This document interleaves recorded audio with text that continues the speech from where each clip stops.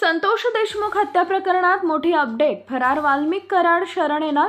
बीड जिल्ह्यातील मस्साजोगचे सरपंच संतोष देशमुख यांची काही दिवसांपूर्वी हत्या करण्यात आली होती. देशमुख यांच्या हत्येनंतर वाल्मिक कराड हा फरार आहे. तो राज्याबाहेर आहे की राज्यातच आहे याबाबत माहिती समोर आलेली नाही. मात्र आता तो लवकरच आत्मसमर्पण करणार असल्याची माहिती समोर आली आहे. वाल्मिक कराडच्या सांगण्यावरून देशमुख यांची हत्या.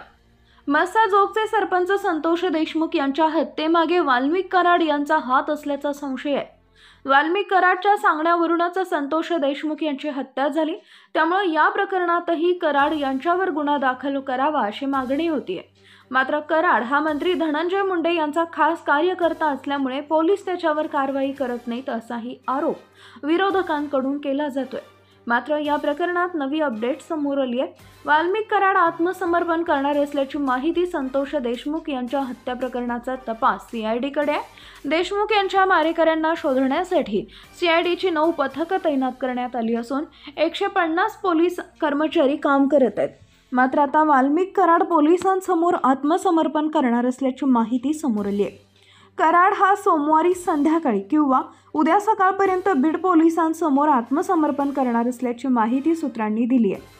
अंजली दमानियांचा दावा फोल. सामाजिक कार्यकर्त्या अंजली दमानिया यांनी संतोष देशमुख हत्या प्रकरणातील फरार आरोपींचा मृत्यू झाल्याचा दावा केला होता, परंतु पोलीस तपासात हा दावा फोल ठरलाय. दमानिया यांनी एका व्हॉइस मेसेजचा हवाला देत फरार आरोपींचा मृत्यू झाल्याचा दावा केला होता. यानंतर असा कोणताही प्रकार घडला नाही अशी माहिती बीड पोलिसांना दिली आहे. तसेच ज्या व्यक्तीने दमानियांना व्हॉइस मेसेज पाठवला त्यानं दारूच्या नशेत तो मेसेज पाठवल्याची माहिती पोलिसांनी दिली आहे. अशा प्रकारची कोणतीही माहिती असल्यास प्रथम पोलिसांशी संपर्क करावा असं आवाहन बीड पोलिसांनी केलं आहे.